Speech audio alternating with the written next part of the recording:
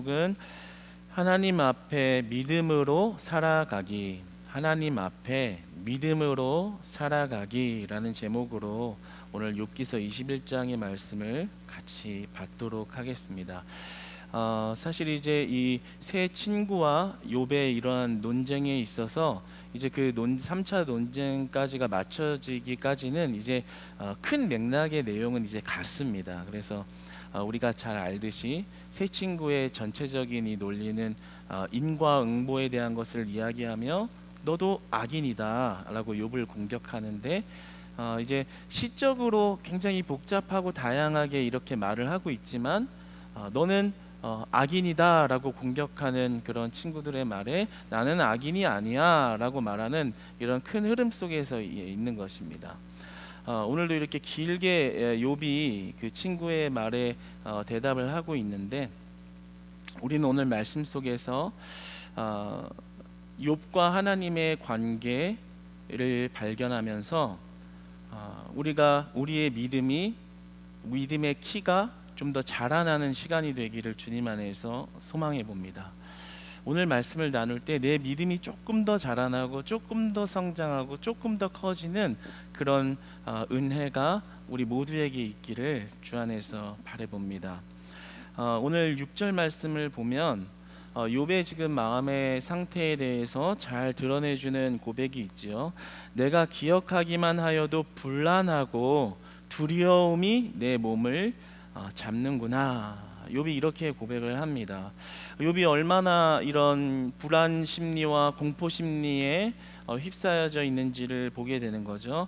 이 불안하다라는 말은 이 히브리어 원어로 보면 예니베알르티라는 말인데, 문자적으로 떨다, 몹시 떨다 라는 의미를 가지고 있습니다. 그러니까 두려움에 이게 떨리고 있고 또 두렵고, 이게 강조해서 이렇게 말하는 것을 보면 얼마나 욥이 지금 이 공포라는 감정에 몸이 이렇게 사로잡혀 있는가, 내 몸을 잡는구나, 잡고 있구나. 그러니까 자기의 심신이 이렇게 이 공포스러움과 떨리는 만큼의 이런 두려움으로 휩싸여 있다라는 것을 알 수 있는 것이죠. 그런데 욥이 그러한 지경에 있는데 큰 영향을 미친 것은 바로 우리가 잘 알듯 그 친구들 때문입니다. 가까운 사람의 말 때문인 것이죠. 불난 집에 부채질한다 라는 그러한 말이 있듯이, 괜히 위로해 준다고 와서 친구들의 마음을 더 아프게 하는 그 친구들의 그런 행동 때문에 욥은 더 두렵고 더 떨리는 그런 공포감에 휩싸여 있는 것입니다. 여러분, 우리가 참 옆 사람이 하는 말이 참 중요합니다. 가까운 사람이 하는 그 말이 굉장히 중요합니다. 왜냐하면 미치는 영향력이 있기 때문이죠. 여러분, 우리는 옆 사람을 살리는 말을 하시기를 축복합니다. 옆 사람이 두려움에 떨고 있으면 그 두려움을 이렇게 제거해 줄 수 있는 말을 많이 하시기를 축복합니다. 옆 사람이 실족해서 넘어져서 아파해서 울고 있으면요, 그 사람이 이렇게 눈물을 이렇게 이제 그칠 수 있는 그런 위로를 전할 수 있는 말을 하시기를 주님 안에서 축복합니다. 그것이 때로는 진실 옳고 그름의 여부를 떠났다 할지라도 말입니다. 옳고 그름의 여부를 떠났다 할지라도 말입니다. 내가 볼 때 틀렸는데 라는 생각이 들어도 그 옆에 사람이 실족하여 아파하고, 그리고 자신의 실수이든 아니든 그 일로 인하여 고통받고 있다면 그 사람을 위로해 주십시오. 그 사람을 아껴주시고 더 사랑해 주십시오. 한번 이렇게 생각해 볼게요. 하나님께서 우리는 그게 잘 안 되죠. 틀린 건 틀린 거잖아. 잘못했으면 혼이 나야지, 홍구멍이 나야지, 벌을 받아야지. 그리고 그 잘못한 사람이 벌을 받는 모습을 볼 때 우리는 시원함을 느끼고 우리 양심이 뭔가 씻겨 내려가는 같은 그런 느낌을 받잖아요. 그러나 그럼에도 불구하고 우리가 욥기서를 나가면서 알아야 할 것은 그 사람을 용서하고 그 사람을 위로하고 그 사람에게 새 힘을 전해줄 수 있는 위로자들이 되기를 소망합니다. 한번 이렇게 생각을 해볼게요. 하나님께서 우리에게 옳고 그름의 잣대를 들이대서 반응한다라고 생각해 볼게요. 잘할 때 칭찬해주고 보다듬어주고, 잘 못하면 잣대를 딱 들이대서 그것에 대한 벌을 내린다고 생각해 볼게요. 그러면 아마도 여기 있는 모두는, 저와 여기 있는 모두는 다 이 자리에 있을 수 없는 사람들입니다. 그러나 하나님께서 우리를 대하시는 방법은 그렇지 아니하죠. 너희에게 결코 정죄함이 없으리니. 너희에게 결코 정죄함이 없으리라. 사실 옳고 그름의 기준으로 우리를 대하신 것이 아니라 사랑으로 우리를 대하셨다라는 거예요. 우리의 부족한 모습도 알고, 연약한 모습도 알고, 실수한 거 잘못한 것도 알지만 그것을 묻기 이전에 우리를 훨씬 더 그보다 큰 사랑의 마음과 긍휼로 우리를 품으신 것입니다. 그러니까 우리가 그 사랑 안에 있다라는 것을, 그 사랑을 받았다라는 것을 생각해 본다면, 비록 옆 사람이, 나와 가까운 사람이 어떠한 잘못이나 실수를 했다 할지라도 그 사람이 아파할 때 위로해 줄 수 있는 그러한 마음과 믿음이 필요한 것이죠. 그래서 참 옆 사람의 말이 참 중요한 거예요. 어떤 말을 해주느냐, 참 영향력이 있는 거죠. 욥의 친구들이 위로를 해줬다면 얼마나 좋았겠어요. 그러나 그렇지 못한 모습을 보게 됩니다.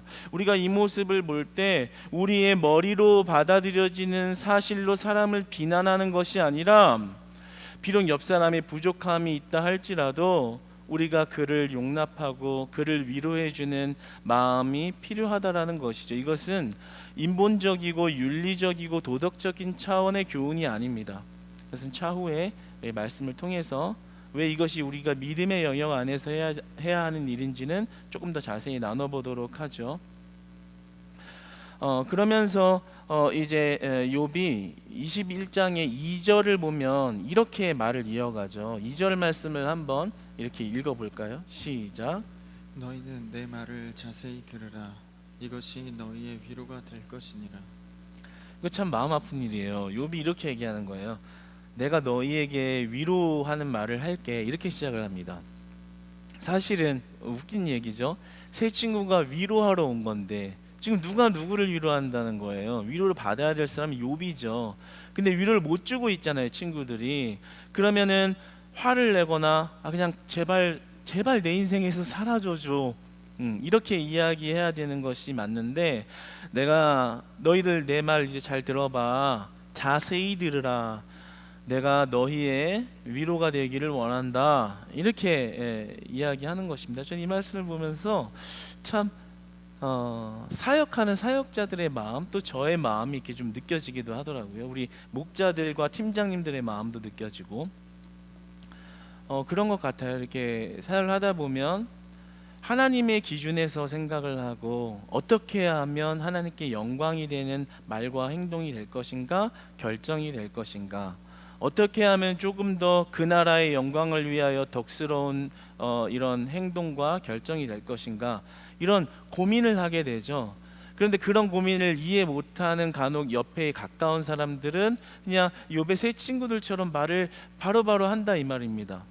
그러면 이게 속이 쓰디쓰죠. 올라오는 것을 삼키며 어떤 쓰디쓴 이런 것을 삼켜내는데, 그러면서 인간적인 마음으로는 화를 내고 싶고 아니라고 해명하고 싶고 너희들이 잘못했다고 따갑게 말하고 싶지만, 오늘 뭐라 그래요 욥이? 내가 너희의 위로가 될 것이니라. 내 말로 너희가 오히려 위로를 받았으면 좋겠어, 하나님을 잘 알았으면 좋겠어, 라는 식으로 이야기를 합니다. 그렇죠. 저도 뭔가 이야기를 할 때 쓰디쓴 마음이 있지만 위로하게 돼요. 힘을 내세요. 하나님이 하실 것입니다. 그리고 지금 우리가 보여지는 게 다는 아니지만 하나님이 알게 하시고 행하실 일이 우리 성도님 가운데 있을 것입니다. 위로하고 소망을 반대 이야기를 한단 말이에요. 그런데 이러한 것이 우리가 가져야 하는 믿음의 자세입니다. 억지로 하는 것이 아니라요. 때로는 물론 의도적이기도 하지만 우리가 가져야 할 믿음의 자세가 바로 이런 거예요. 팀장님들, 목자들도 마찬가지. 사실 기독교 리더가 되면 그런 고민을 하게 되거든요. 어떻게 하면 하나님 편에 하나님 영광을 드러내는 일에 힘쓸 수 있을까? 근데 이제 주변에서 공격이 되고 쓰디쓴 말이 이렇게 들리죠. 그러나 그 말의 반응이 그들을 위로하는 말로 반응하는 겁니다. 어떻게 이럴 수 있을까요? 왜 우리는 그렇게 해야 할까요? 욥은 어떤 흥분되어서 이렇게 감정적으로 말하는 것이 아니라 오늘 21장에서는 굉장히 논리적으로 이렇게 이야기를 이렇게 풀어갑니다. 계속 이제 친구들이 이렇게 이야기하잖아요. 네가 악인이다. 이렇게 얘기하잖아요. 그러니까 오늘 욥은 나는 악인이 아니다 이렇게 이야기하는 거예요. 16절을 보면 욥이 이렇게 이야기하죠. 악인의 계획은 나에게서 멀구나 이렇게 이야기합니다. 나는 너희들이 나보고 자꾸 악인이라고 하는데 나는 악인의 결하고 질하고는 난 좀 달라. 나는 악인이 아니야 이렇게 이야기하는 것입니다. 그러면서 친구들의 말에 논리적으로 반박을 해주는데요. 무슨 말이냐면 세상의 악인들을 한번 봐봐라. 하나님 없이 자신의 능력으로 잘 살 수 있다 말하고 잘 먹고 잘 사는 사람들이 꽤 많이 있다. 이 얘기를 합니다. 그리고 잘 먹고 잘 살다가 너네 말대로라면 하나님 없이 하나님을 떠나서 율법을 지키지 않고 잘 먹고 잘 사니까 바로 어떤 큰 화를 입어야 되는데 그게 아니라 죽을 때까지 잘 먹고 잘 살고 윤택하고 그리고 너무나 평화롭고 행복하고 번영해서 모든 것을 다 누리다가 웃으면서 무덤에 들어가는 사람들이 있다. 그리고 죽어서도 그 무덤을 잘 철저하게 가다듬고 지켜주는 사람이 있는 모습을 봤을 때 아주 마무리까지, 인생의 마무리까지 완벽한 평화로움과 번영과 행복 속에서 살아가는 그런 사람들이 많이 있다. 그렇다면 그 악인들을 벌해야 하는 하나님에 대해서 어떻게 설명할 수 있겠느냐?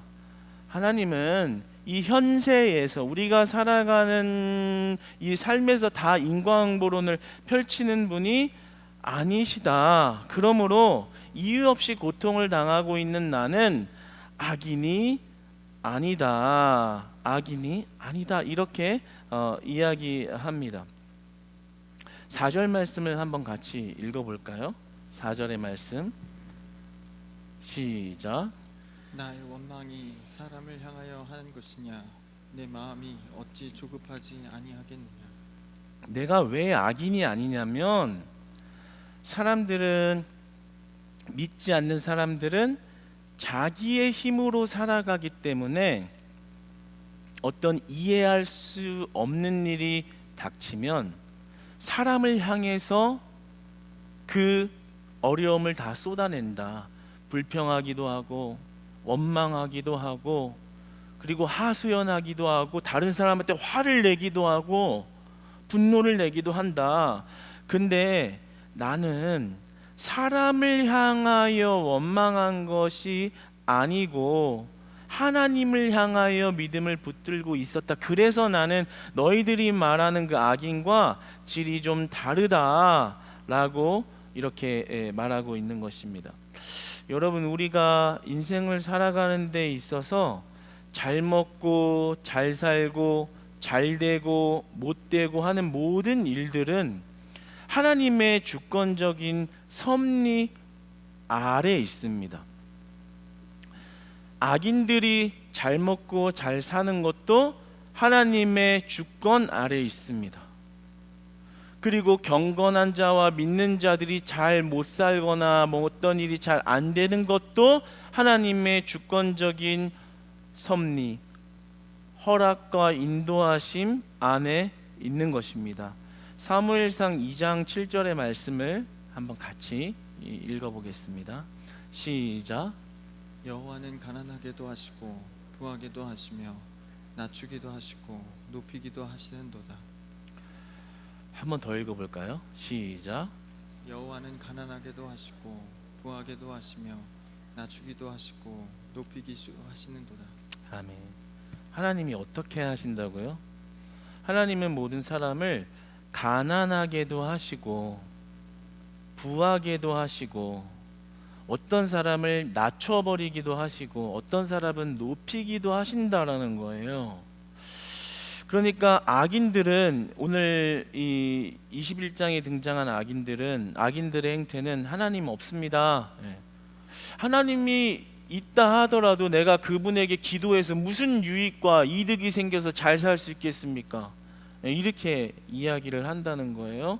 그러니까 자신의 노력으로 일구어가는 것이 인생이다 라고 말을 하지만, 성경의 하나님은 우리에게 인생사를 말하시면서 여호와가 가난하게도 하시는 것이고 여호와 하나님이 부하게도 하시는 것이다. 모든 것이 하나님의 주권적인 섭리와 인도함 안에 있다는 사실을 믿어야 한다라는 거예요. 그러니까 악인은 그 사실을 믿지 않고 욥은 그 사실을 믿고 있었다라는 겁니다.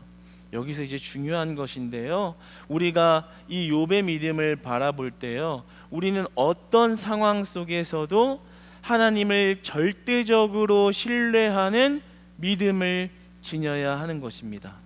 사람을 보고 믿는 것이 아니고요, 상황이 그러하니까 믿어지는 것이 아니고요, 우리의 높고 낮음과 잘됨과 못됨을 이끄시는 분이 하나님이라는 것을 신뢰하는 것입니다.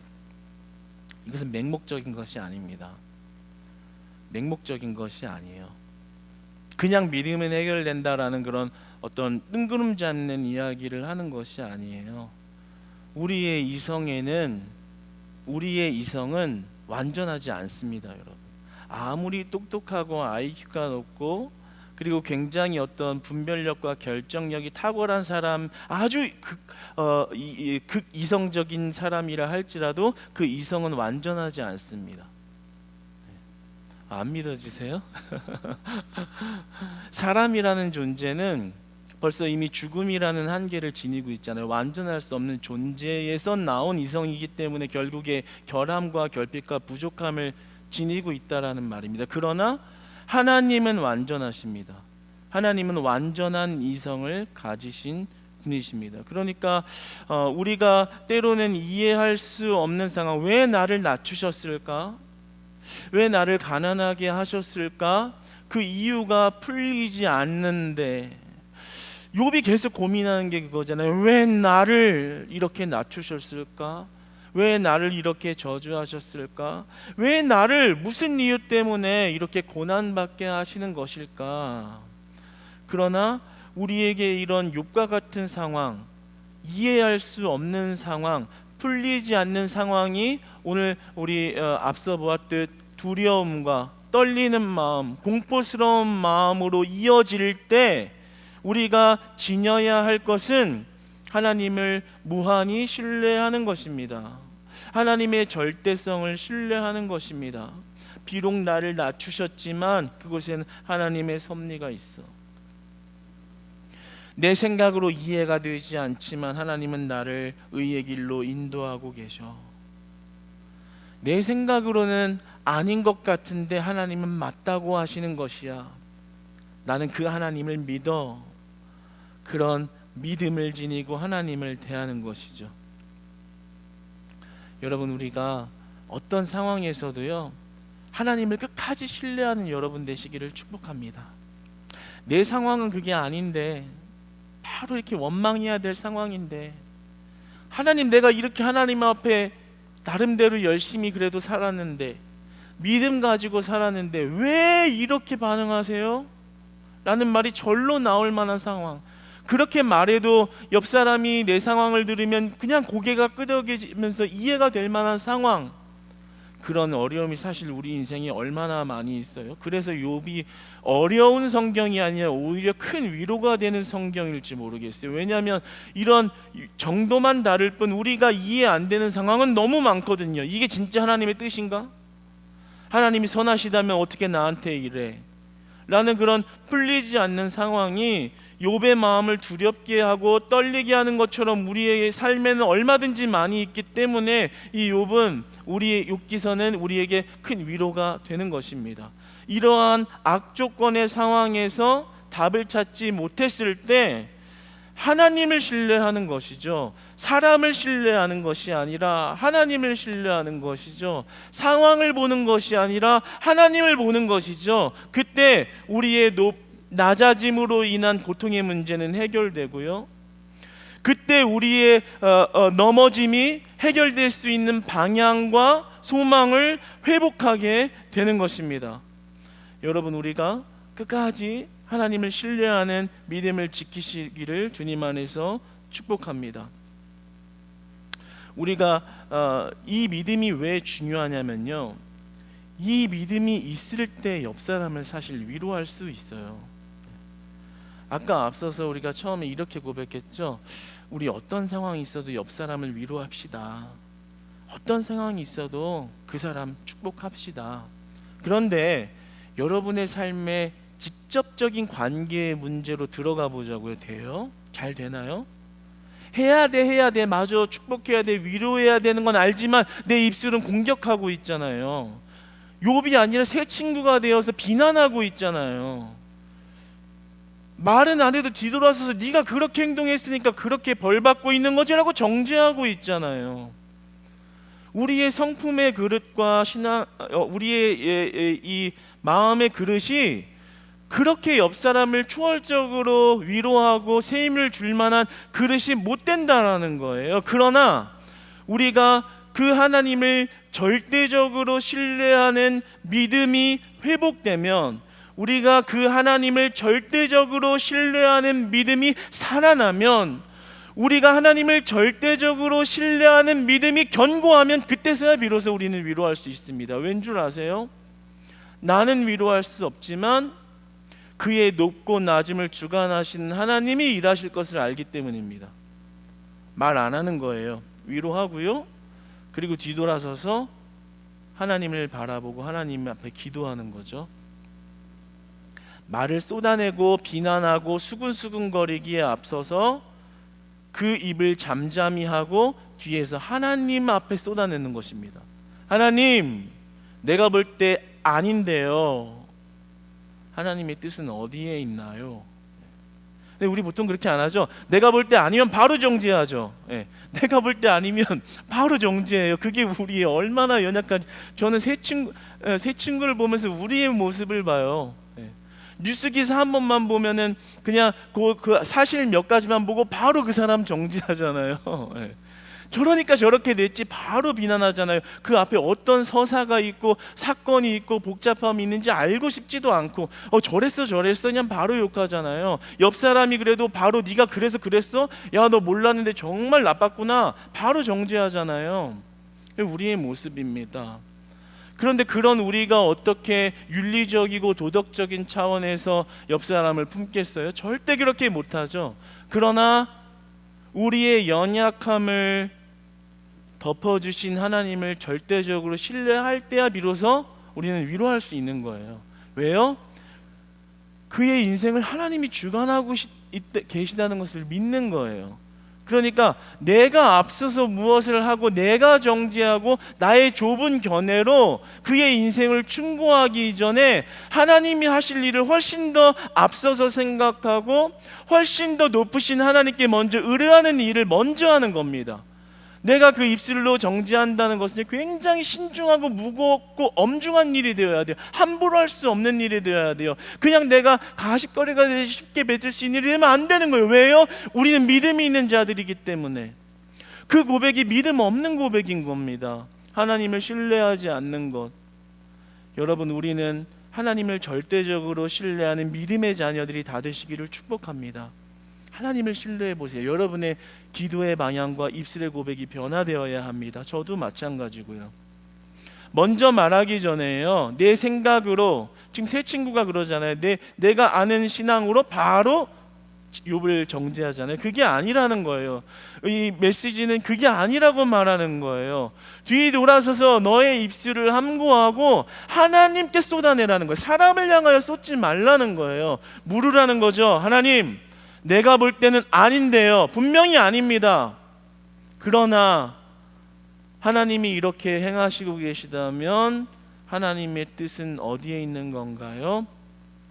그 뜻을 알게 해주세요. 그 뜻을 보여주세요. 그 뜻을 위하여 일하신 하나님이 나를 포기하지 마시고 함께 해주세요. 저 옆 사람이 당한 고통, 사람들은 비난합니다. 사람들은 잘못했다고 말합니다. 사람들은 정죄합니다. 그러나 하나님, 내 입술에서 정죄가 나가기 이전에 하나님의 뜻과 일하심이 그의 삶에 충만하도록 하나님 일해주세요. 나는 하나님이 아닙니다. 내가 그를 심판합니까? 내가 그를 정죄합니까? 내가 그를 무슨 이유로 비난합니까? 하나님이 높고 낮음을 결정하시며 부하게도 하시고 가난하게도 하시는 하나님의 섭리가 하나님의 올바른 뜻대로 일하여 주시기를 원합니다. 저는 그 뜻을 발견하기만 원합니다. 여러분, 세상에 얼마나 모순적인 일들이 많은가요? 여러분이 다 이해할 수 있는 일들만 있나요? 열심히 하면 그만큼 다 결과가 여러분이 행동한 대로 다 돌아오던가요? 여러 가지 이해할 수 없고 모순되는 상황들을 어떻게 설명할 거예요? 어떻게 답을 내릴 거예요? 그 답을 못 내리는 상황 속에서 우리가 우리의 입술로, 우리의 판단으로, 우리의 결정으로 우리의 인생을 만들어 가니까 하나님의 개입하실 수 있는 여지가 사라지는 겁니다. 여러분, 우리가 믿음의 키가 자라나기를 원합니다. 저와 여러분의 믿음의 키가 자라나기를 원합니다. 하나님을 절대적으로 신뢰하는 것, 끝까지 절대적으로 신뢰하는 것, 맹목적인 것이 아닙니다. 완전하신 하나님을 믿는 것이죠. 나보다 높으신 하나님을 신뢰하는 것이죠. 브래넌 매닝이라는 분이 신뢰라는 책을 이렇게 적었는데요. 그 안에 이렇게 인용한 이렇게 하나의 이야기인데 한번 들어보시겠어요? 인도에 한 물지객꾼이 이렇게 있었습니다. 그 지객꾼은 주인을 위해서 이렇게 먼 길을 걸어서 이 왼쪽 오른쪽에 있는 이 물동이에 물을 가득 메워서 그 물을 어깨에 싣고 다시 그 주인의 집으로 가서 물을 이렇게 길러 놓았습니다. 그런데 한쪽에 있는 물동이는 견고하고 단단해서 물을 잘 이렇게 실어왔고, 한쪽에 있는 이 동이는 금이 가서 이렇게 물을 싣고 이렇게 가다 보면 이렇게 조금씩 이렇게 물이 질질질 새는 거예요.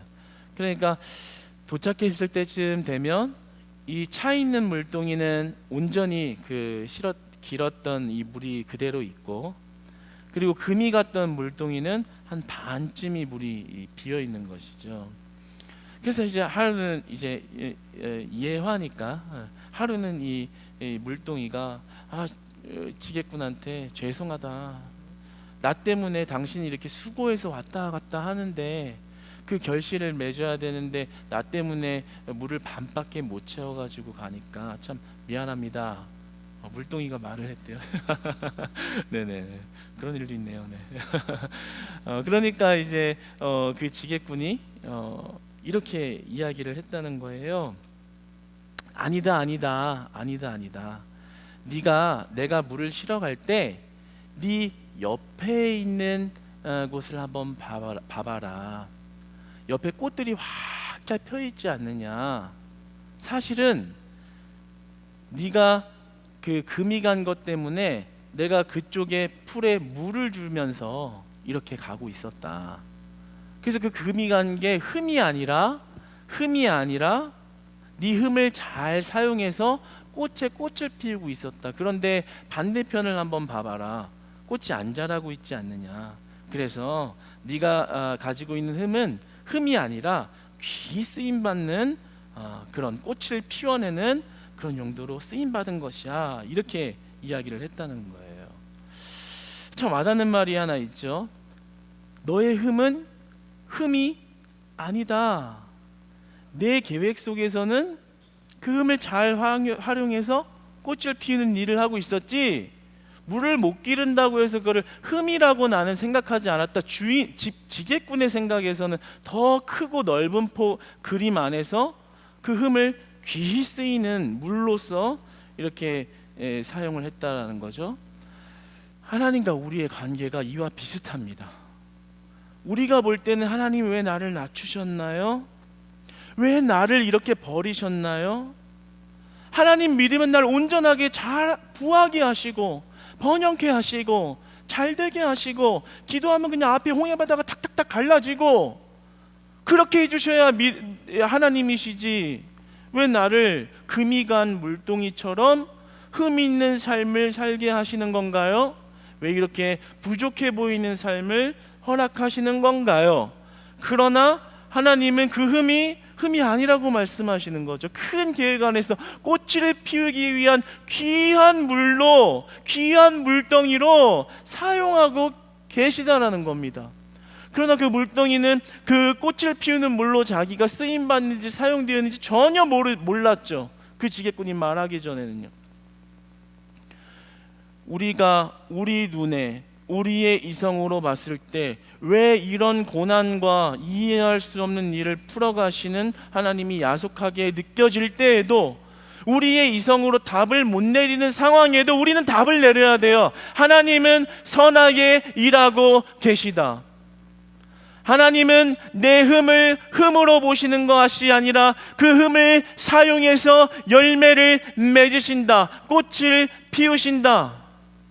우리가 다 알 수 없지만 하나님은 온전하고도 신실하고도 흔들림 없이 하나님의 우리를 향한 인생의 계획에 오류 없이 일하고 계신 줄 믿으시기 바랍니다. 그 하나님을 끝까지 절대적으로 신뢰하는 믿음, 이것이 우리의 인생에 답을 내릴 수 없는 문제의 해결 방안이 되는 것입니다. 맹목적인 것이 아닌 것입니다. 하나님은 실수가 없으시다라는 것을 믿는 믿음인 것입니다. 그러므로 우리가 우리의 인생을 우리의 지식으로, 경험으로 풀어가는 일들을 이제 좀 다소 멈추시고 하나님을 절대적으로 신뢰하는 믿음을 다시 세워가시기를 축복합니다. 하나님은요, 우리의 이성의 차원을 한번 뛰어넘어서 하나님을 발견하기를 원하세요. 내 인생으로 내가 풀어가는 인생, 하나님이 개입할 여지와 이유가 없는 인생, 내가 그냥 열심히 하면 다 만들어지는 인생, 하나님 없이 잘 살 수 있는 인생을 원치 않으십니다. 그 이성의 영역을 넘어가서 하나님 없이는 안 돼요. 하나님만 의지합니다. 하나님 아버지 아니면 난 안 돼요. 주님만 붙잡고 살래요. 그런 관계를 원하십니다. 그래서 우리는 그 믿음의 눈을 들어서 바라볼 때 우리가 잠잠함으로 하나님을 기대하는 거예요. 우리의 입술로 섣부르게 속단하고 판단하고 이야기하지 않는 거예요. 왜요? 우리의 삶을 주관하시는 하나님을 믿기 때문인 것입니다. 예수님도 그러하였죠. 십자가를 지실 때 풀리지 않는 고통에 대해서 답을 찾다가 답이 안 나오니까 뭐라고 말씀하세요? 아버지의 뜻대로 하겠습니다. 아버지의 뜻의 조명이에요. 내 뜻대로 한 게 아니에요. 내 뜻대로 풀려서 십자가를 진 게 아니에요. 왜 이렇게 하셔야 하나요? 답이 안 내려지니까, 왜 이런 고난을 받아야지 이유가 밝혀지지 않으니까 뭐라고 말해요? 하나님의 뜻대로 하옵소서. 우리의 믿음이고 우리의 신앙이 되기를 소망합니다. 여러분의 어려운 상황 속에서 하나님을 끝까지 신뢰하십시오. 여러분의 풀리지 않는 답답함과 두려움의 어둠이 임했을 때 하나님을 붙잡으십시오. 하나님 그 터널을 반드시 지나가게 하십니다. 여러분의 그 눈물을 반드시 닦아주십니다. 넘어진 믿음을 다시 회복시키십니다. 그러니까 이제 여러분의 입술로 정죄하고 비판하고 하나님이 되지 마시고 우리의 모든 높고 낮음을 주관하시는 그 하나님을 붙잡으십시오. 하나님이 하나님이 붙잡으시고 하나님이 인도하세요. 오늘 말씀을 맺겠습니다. 5절 말씀을 한번 같이 읽으면서 오늘 말씀 맺겠습니다. 함께 한번 읽어볼까요? 시작. 너희가 나를 보면 놀라리라. 손으로 입을 가리리라. 정말 좀 띄어놔 주세요. 정말 은혜가 되는 말씀이에요. 지금 말한 믿음의 우리의 적용점이에요. 우리 행동이 어떠해야 하는가를 보여주는 거예요. 뭐라고 말하면 친구들한테 너희가 나를 보면서 놀라리라 이렇게 얘기합니다.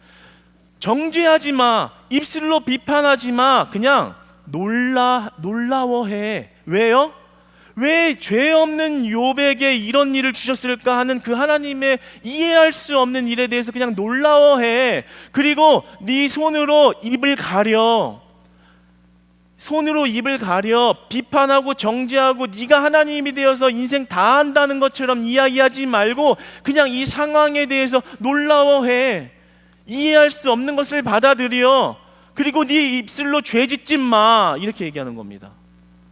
그러니까 믿음 있는 자의 고백인 것이고, 믿음이 있는 자가 우리가 이 땅에서 관계적인 것을 어떤 믿음의 관계로 풀어가야 하는지에 대해서 우리의 행동이 어떠해야 되는지에서 말해주는 거예요. 놀라워하고 네 입은 손으로 가려. 그리고 하나님께 집중해. 하나님의 뜻을 구해. 하나님의 하실 일에 대해서 그분 앞에 무릎을 꿇고 그분을 바라봐. 여러분, 우리가 이러한 믿음으로 하나님을 바라보면요, 하나님의 일하심이 보이기 시작할 겁니다. 저는 우리 수요예배 공동체가 내 입술로, 내 지식으로, 내 경험으로 내 삶을 만들어가면서 좋다고 말하는 사람들과 성도가 되는 것이 아니라요, 하나님이 우리의 인생을 이끌어 가시고 하나님이 우리의 인생을 어떻게 축복하시는지를 바라보고 그 안에서 살아가는 자들이 되기를 소망합니다. 여러분, 믿음으로 살아가기 원합니다. 오늘의 제목처럼요, 오늘 제목 뭐였죠? 정확하게 하나님 앞에 믿음으로 살아가기. 이번 주 한 주간도 하나님 안에서 믿음으로 살아가시는 여러분 되시기를 축복합니다. 기도하겠습니다.